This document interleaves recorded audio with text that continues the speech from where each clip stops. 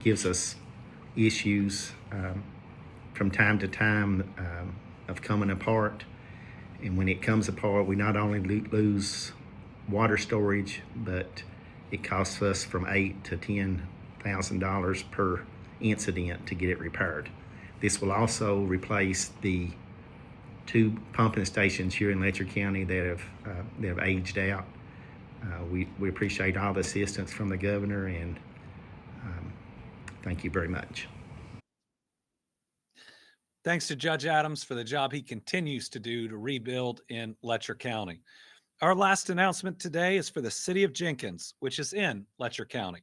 We're providing $5.2 million to also conduct a stormwater study. It'll determine the best measures they can take to prevent flooding in the future. The expectations of the study are the construction of a new stormwater system and the clearing of channels where water currently drains.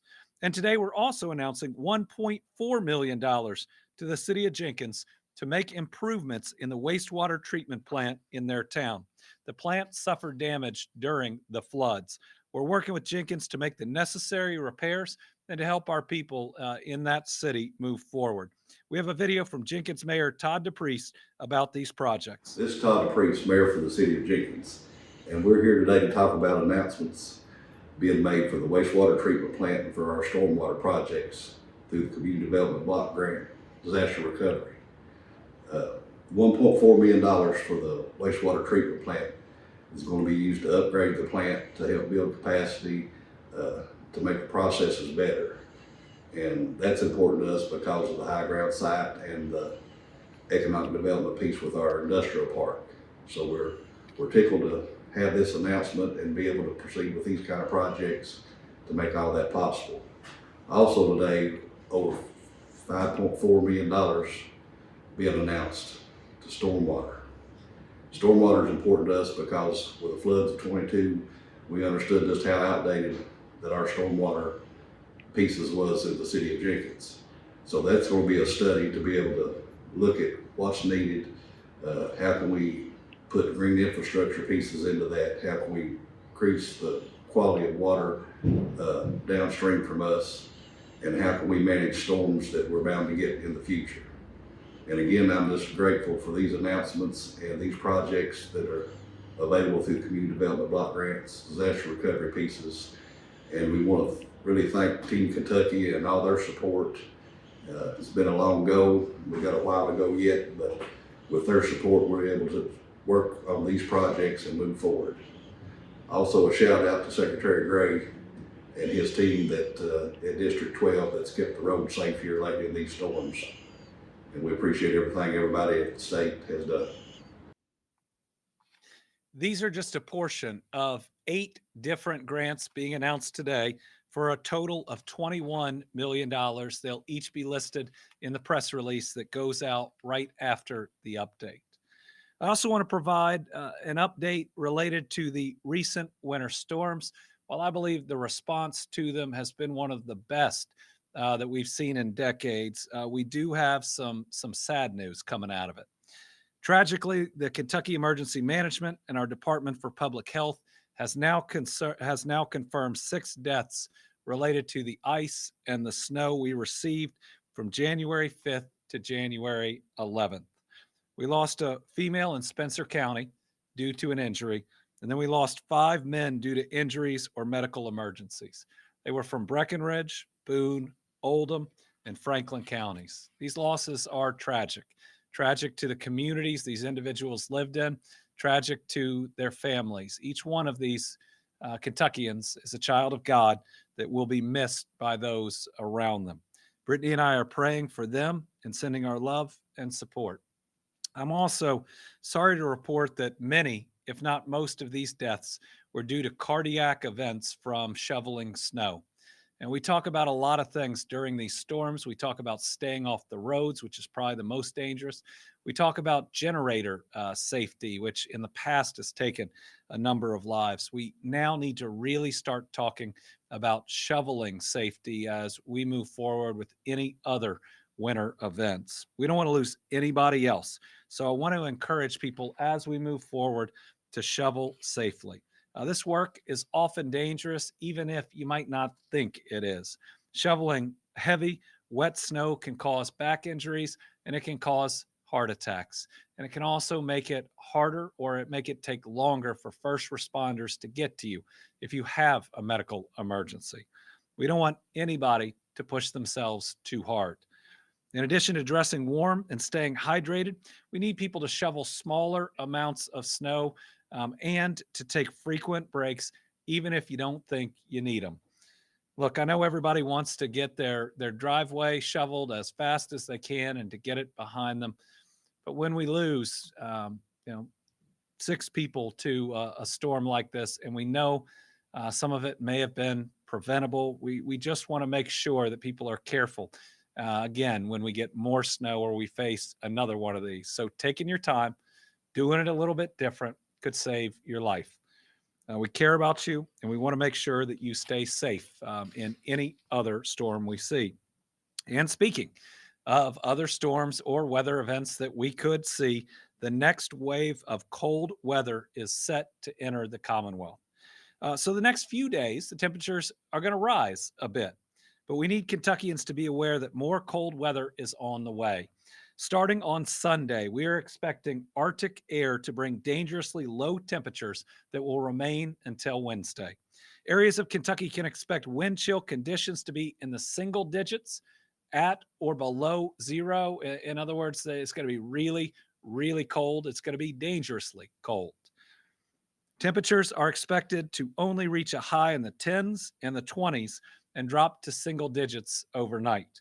We need everyone out there to stay safe. Check on your older relatives, check on your neighbors. Make sure that you have plans to stay warm during this bitter cold. Warming centers will be available, and a map of warming centers has been posted on the KYEM website, which is kym.ky.gov. People are encouraged to contact their local emergency management agency prior to arrival if possible. As always, be extremely careful with heat sources. Do not put generators inside your house, inside your garage.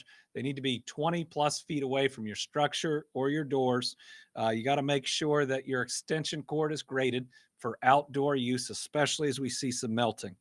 People who cannot reach their local 911 dispatch can call the 24-hour state warning point hotline at 1-800-255-2587.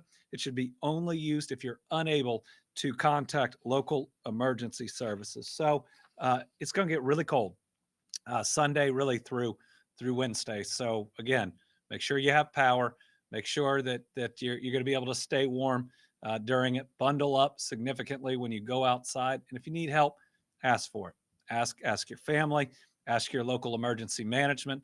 Let's get through this next bout of extreme cold and make sure everybody gets through it with us. Our hearts are also heavy right now for our fellow Americans in California. The greater Los Angeles wildfires have destroyed homes and taken a lot of lives. Sadly, we know the pain and the loss that comes with these types of natural disasters. Brittany and I are sending our love and our support to everyone affected. We have family near that area, very near that area. Thankfully, they're okay, but so many are not. Like we always do, we have offered to help in any way we can. When California put out a call through the Emergency Management Assistance Compact asking for specific firefighting teams and equipment, our Division of Forestry answered. They submitted a response, and then California evaluates all the responses that come in from around the country, and then they pick who they'd like to come and provide that assistance. So we are waiting on the call, and if we receive it, we will absolutely be there to help our fellow Americans dealing with a scope of a disaster that we're all too familiar with, though ours came with winds and with water. Kentucky stands ready to help, and my hope is that everyone on all levels of government can remove politics from this and just see people whose lives have been devastated, people who have lost every photo, perhaps every memory, have lost the homes that their kids learned to walk in. Now, this is hard on people. And remember, we are all Americans before we're members of any political party. Just We ought to be there to support our fellow human beings. And so with that, I'm going to turn it over to the First Lady, who has some ways that the people here in Kentucky can help. Remember, so many answered the calls when we went through our tornadoes and our floods. This is our chance to provide a little bit of help to our fellow Americans.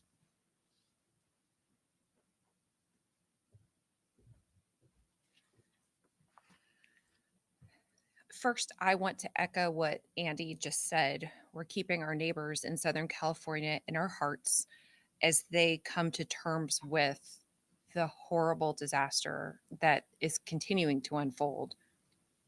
When our own state faced the worst tornadoes and floods in our history, people came from across the country to donate relief to our they came from across the country, donated to our relief funds and to our 2 Christmas toy drives.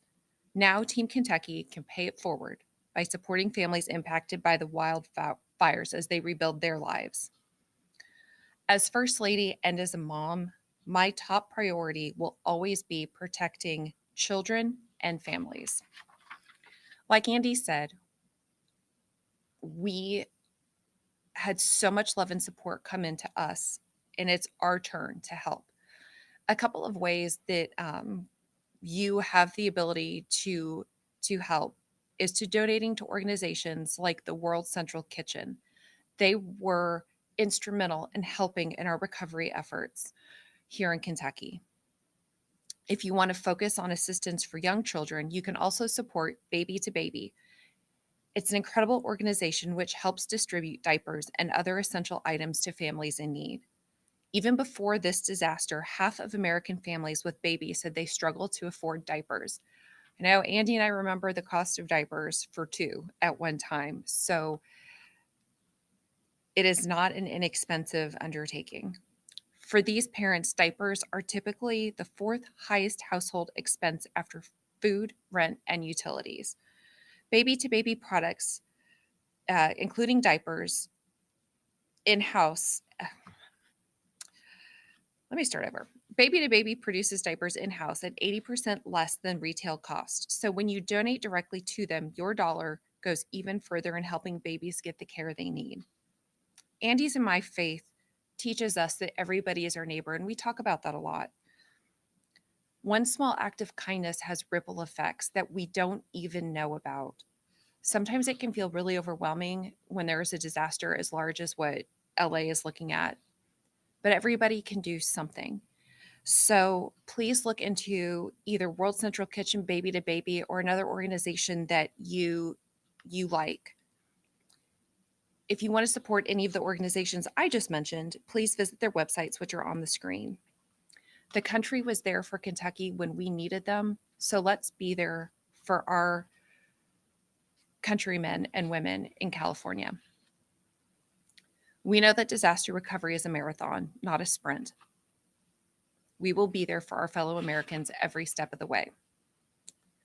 Our faith also teaches us that we are called to protect the most vulnerable. That's why today I also want to highlight Team Kentucky's efforts to rescue victims of human trafficking and to hold criminals accountable. Together, we can make sure survivors have the resources they need to heal. Across the United States and around the globe, as many as 24.9 million men, women, and children are victims of human trafficking.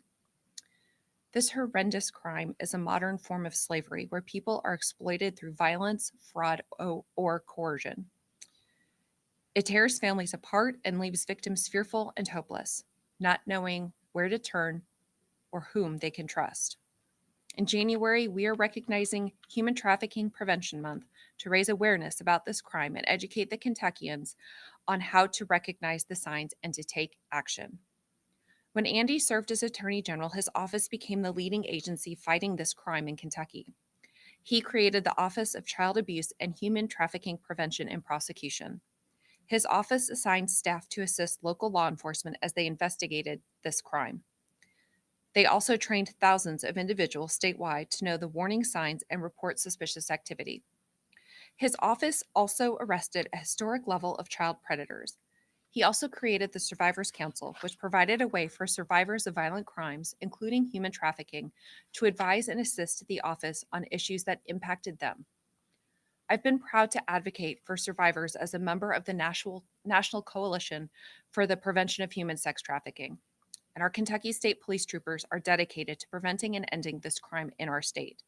This week, KSP participated in the Human Trafficking Awareness Initiative, an annual program from the Commercial Vehicle Safety Alliance that teaches the sign to look for and what to do if you suspect someone is being trafficked. KSP also continues to educate the public by sharing this information on social media. In addition to KSP, I know there are so many other partners who are working to support and seek justice for victims and their families. Thank you. If you have any information to share with the authorities, please call or text the number on the screen or use the web chat at humantraffickinghotline.org. You can call 1-888-373-7888 or text 233-733. We are committed to helping prevent this crime, not just this month, but every day. I want to speak directly to Kentuckians who may be suffering from silence. If you take that first step to ask for help, we will be with you every step of the way, making sure you have the resources you need to recover. Labor and sex traffickers often try to control victims in many different ways. That could include threats of violence, holding on to your money, ID, isolating you from your friends and family, by keeping doors locked to prevent you from leaving. Once again, if you are experiencing any of this, or if you know someone who is, please call or text the numbers on the screen to report it and seek help. This is not your fault. You deserve to be safe and protected. Thank you.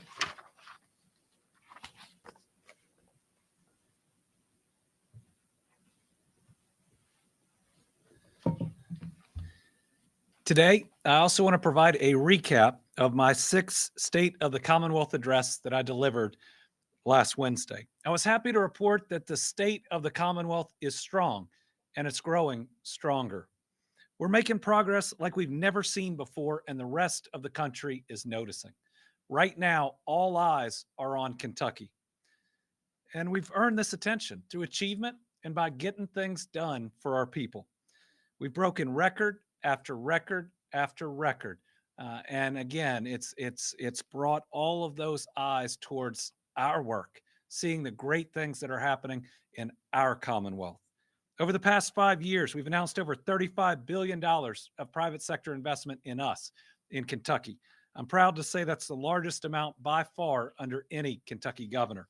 Over the same period, we've broken our job creation records, announcing 59,800 new, good, full-time jobs through economic development. If you add in the tourism development jobs, that reaches 64,000 new jobs for our people. We've broken our all-time exports records, meaning business in Kentucky is now global.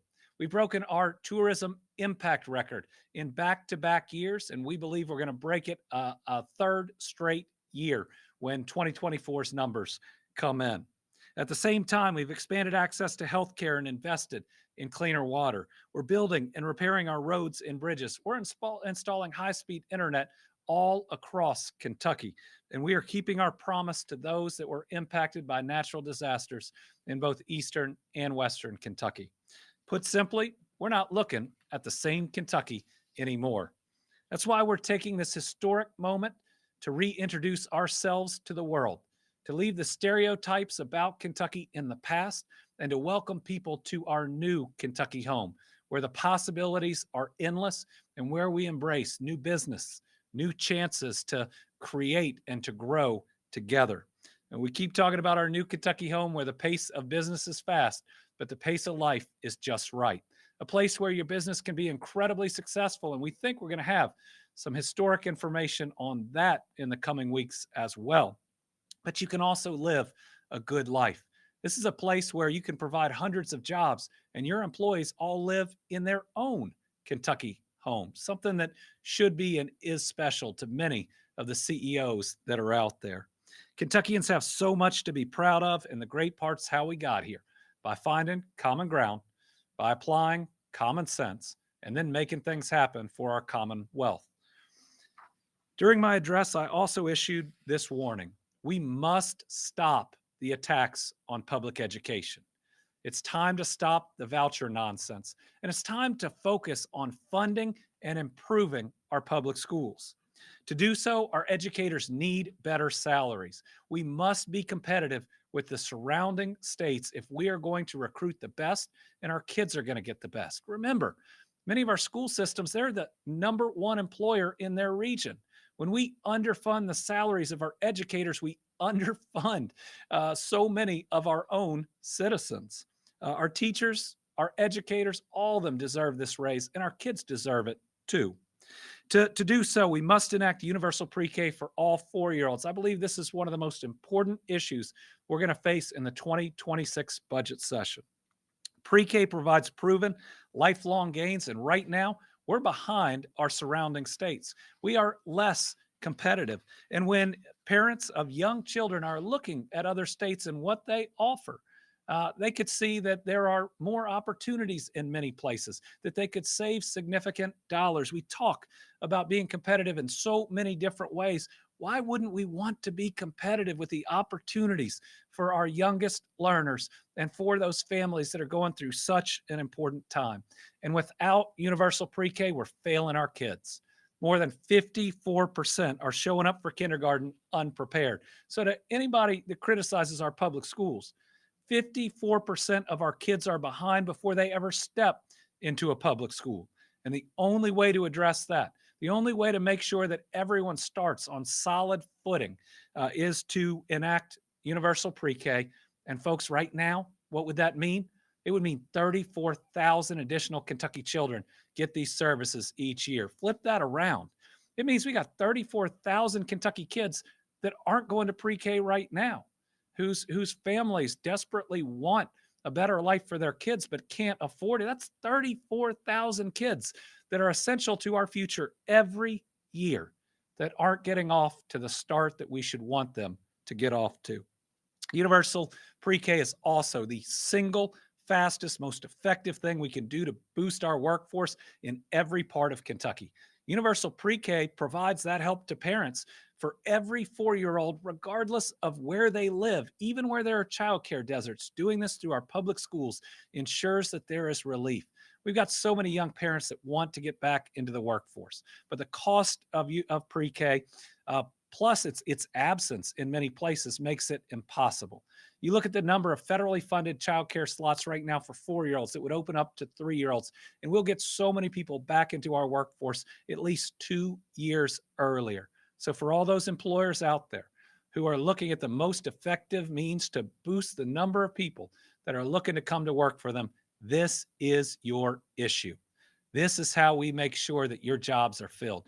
This is how we make sure you continued unsurpassed success that we are seeing around Kentucky. And we can do this together simply by doing something that is really good for all of our Kentucky children.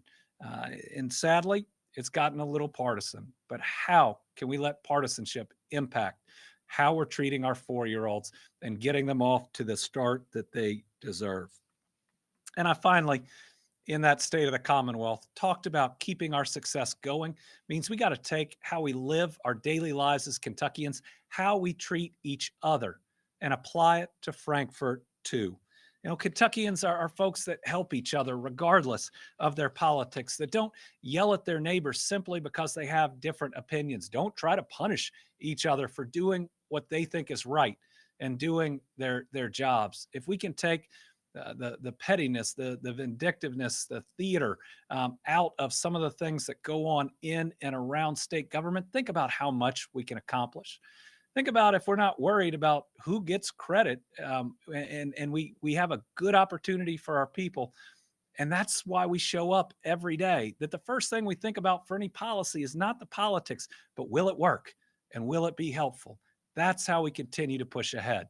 The reasons we've been successful these past years is better than most states. We've pushed out that national noise and we focused on those core issues that matter most to our people. That's a good job. That's being able to afford your next doctor's appointment. That's safe roads and bridges you travel on every day. That's good public schools, and it's public safety in your communities. That's how we move our Commonwealth forward, to push out all that toxic noise and just focus on each other and creating the best life for Kentuckians. I ended by saying that I pray that God grants us the ability to see beyond the anger or the hostility or the division of today to the promise of tomorrow. And if we are able to do that here in Kentucky, while others out there are likely failing, we'll continue to be seen in this world as more and more and more special. And I can't wait until next week at the World Economic Forum when I get to tell our story, our successes. Everything that this state has been able to do these last 5 years is so incredible. And everyone out there, every one of our citizens deserves credit for it. And I'm proud that the world wants to see what we've done and learn from us, finally looking up to us instead of looking down on us. So I will do my best to do us all proud in Davos here next week. Also, next week, Americans will celebrate the remarkable legacy and work of Dr. Martin Luther King Jr. Born in Atlanta, Georgia, Martin Luther King Jr. was a visionary, a true public servant. He was committed to justice, equality, and fairness for all of our people. Martin Luther King Jr. was a man of faith who first used his God-given talent to make change during the Montgomery bus boycott. He founded the Southern Christian Leadership Conference and most notably led the March on Washington. Martin Luther King Jr.'s work did not stop there. He was instrumental in the passage of the Civil Rights Act and the Voting Rights Act, and he was awarded the Nobel Peace Prize in 1964. In Kentucky, Dr. King led the March on Frankfort, where 10,000 Kentuckians marched, calling for an end to discrimination and segregation. Soon after, Kentucky became the first state in the South to pass a state civil rights act. 57 years after Dr. King's tragic death, his work continues to remind us of all of our responsibility to make sure that prosperity reaches every single Kentuckian, especially those Kentuckians that prosperity has eluded for a long time.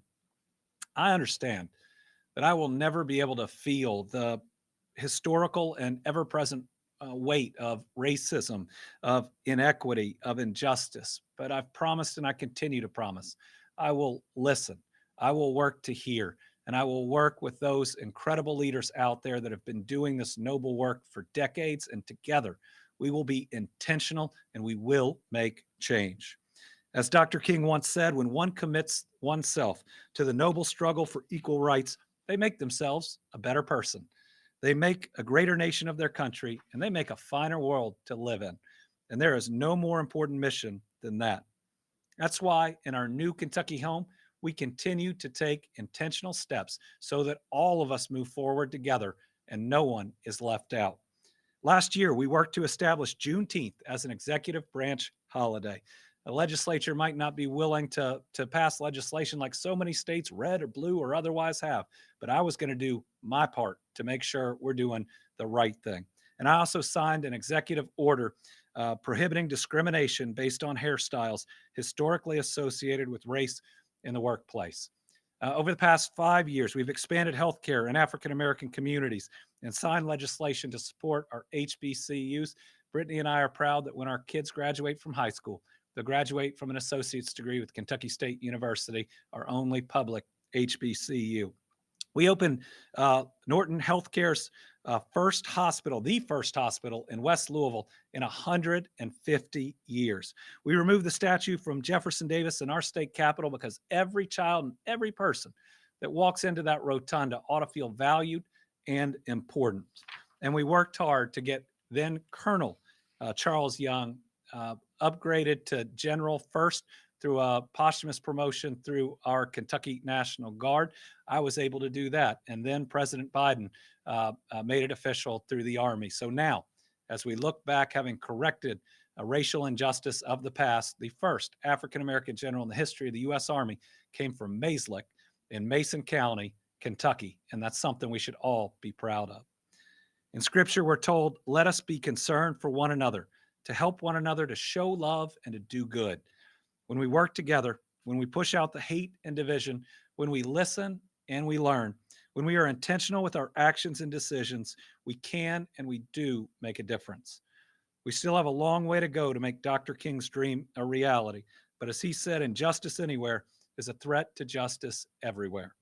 We must continue taking those small steps that turn the inches into the feet, into the miles of progress, because every Kentuckian deserves to reach their full potential. No Kentuckian should ever have racism or discrimination pulling them back. Our job for me, it's my faith, is to try to make sure that everyone is truly our neighbor, treated well, with full opportunity to achieve in this country. And Dr. King showed us the way a long time ago on this. And honoring him and his legacy is absolutely critical as we continue to work to get his vision more of a reality. Finally, our Team Kentucky All-Stars this week are the folks over at the Lincoln Trail Area Development District. I visited the region yesterday to see their new aerial search and rescue drones. They took dollars that they could have put in a lot of places, and they thought about what's next, knowing that we'll have another natural disaster. They thought about what's next, even though they hadn't been directly hit. They knew they would in the future, and they wanted to be there for every other part of Kentucky. In many ways, the parable of the Good Samaritan, making sure that you understand that everyone's your neighbor, and the golden rule of being there for them and loving them, they were showing.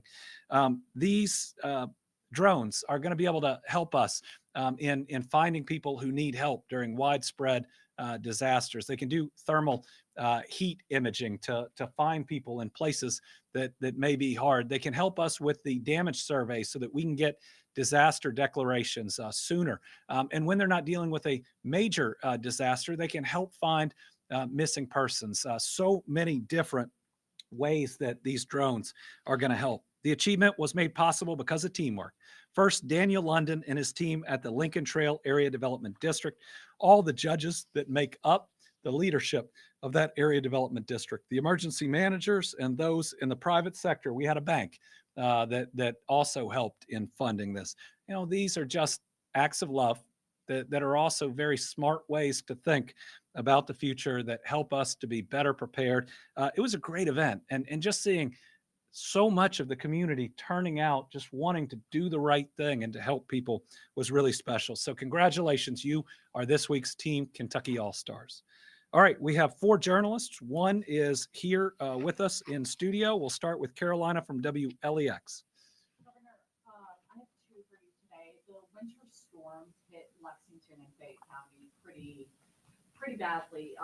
Kids just went back to public school today. There are a lot of residents that are fed up with how long it took to clear side streets. I know this is a local issue when it comes to snow response, but have you been in contact with city officials? Do you believe that the response was sufficient? Is there anything that the state can do to assist in the future? We're happy to assist in the future and to talk about our approaches.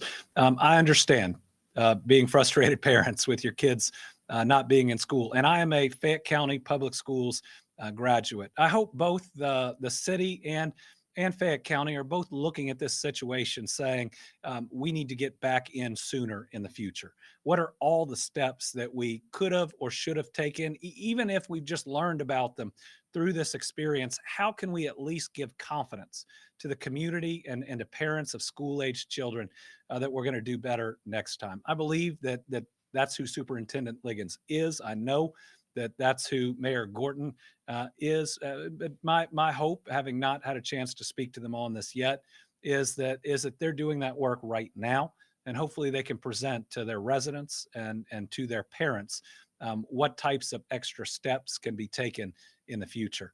When you look at the overall state response, we've got very clear roadways, but I know that we need those in all of our cities, and it may be more challenging on our bigger cities, but that doesn't mean we can't do more. It doesn't mean we can't plan more. Just like after every natural disaster, we've tried to improve. And then my second question is, unless there's some type of intervention, the TikTok app will be banned in the United States within a few days. There are quite a bit of Kentucky creators on that app. That's where they make their money from, and of course they are concerned about this. Just curious, what are your thoughts on this impending ban?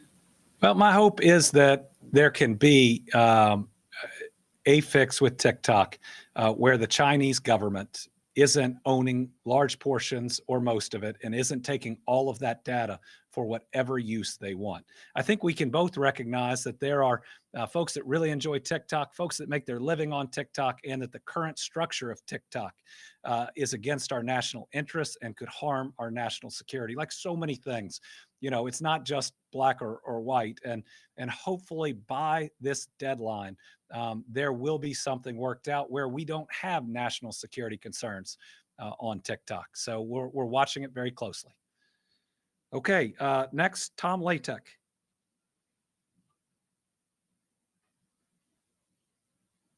All right, thank you, Governor, and good afternoon to you. Century Aluminum has gotten a $500 million grant from the U.S. Department of Energy for a clean aluminum smelter, which I believe Kentucky is one of the proposed sites for this, I believe in the Ashland area. Are you involved at all in this process? And can you tell me the nature of any involvement? Well, we've had significant conversations with Century Aluminum under their application to the Department of Energy. They only receive the $500 million if they construct that facility in Kentucky. I know the company for a little bit had a different interpretation of that, but I clarified that with the two of the top three officials in the Department of Energy. So if Century Aluminum wants $500 million to help build that facility, it's got to be in this Commonwealth. We're waiting to get the latest feedback from Century Aluminum, and we hope they'll go forward with that project. Karen Czar, WUKY. Thank you, Governor. I have two. First off, have you had a chance to look at the lawsuit filed against the state by the group of students earlier this week regarding education not being equitable and having enough quality as mandated? What is your reaction to that suit? And then secondly, Brown-Forman announced that they were going to reduce their global workforce by, I think, 12%, and then closing the Louisville barrel making plant. And the company is saying one of the reasons is expected tariffs. How do you think this is going to affect Kentucky's economy? And are you concerned other businesses in the state might follow suit? Thank you. Thank you. I haven't had a chance to fully review the lawsuit filed by the Student Voice team, but I've had concerns about whether the appropriations from the state legislature are meeting the Rose standard set many years ago.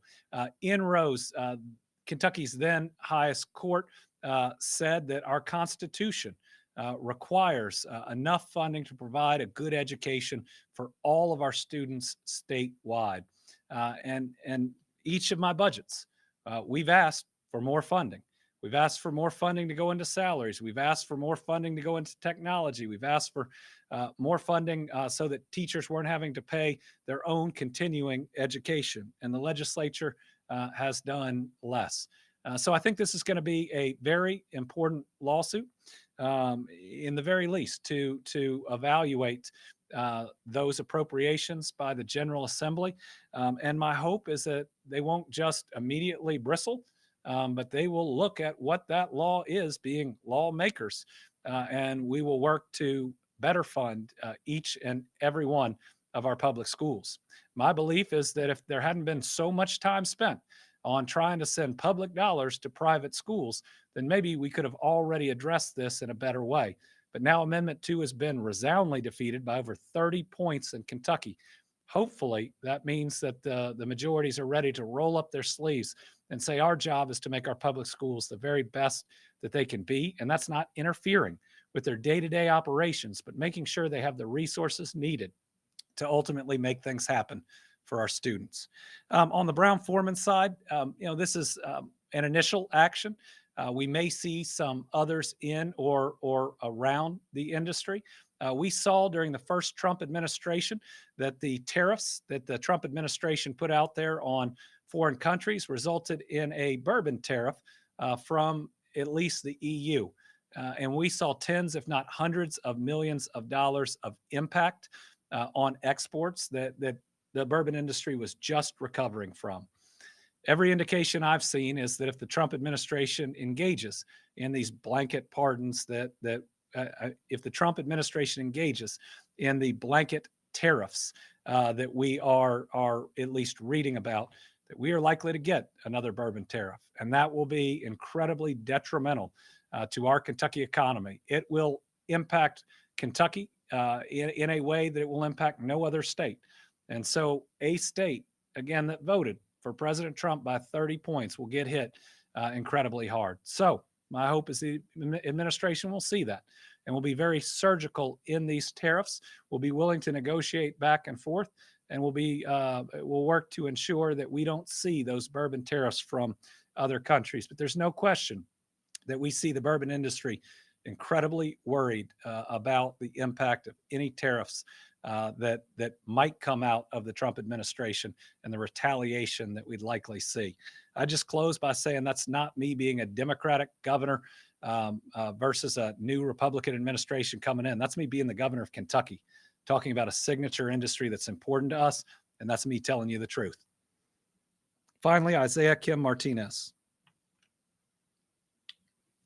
Hey, Governor, thank you. I just wanted to reference there seems to be a bipartisan call on a state level for urging Congress to amend federal law to allow for medical marijuana users to maintain their gun rights. Is that something you support, and would you like to add to that?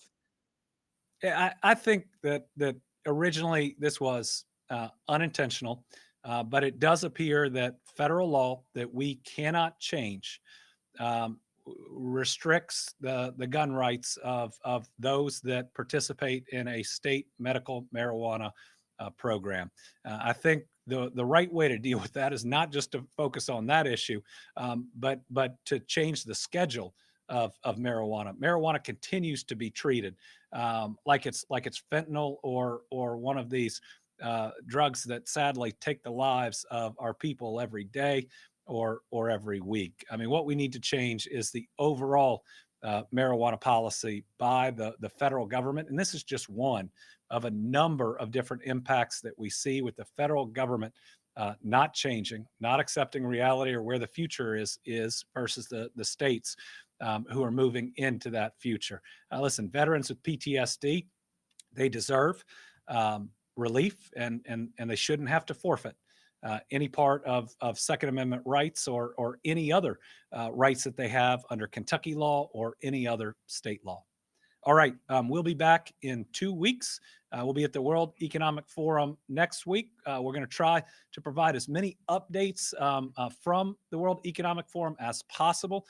Kentucky is going to be on stage a bunch. I think we are 5 to 6 different events that we are there on stage on different panels or presentations. So again, I'm just really excited to tell our story, tell Kentucky's story, tell your story to the world so we can continue this best economic development win streak that we've ever seen.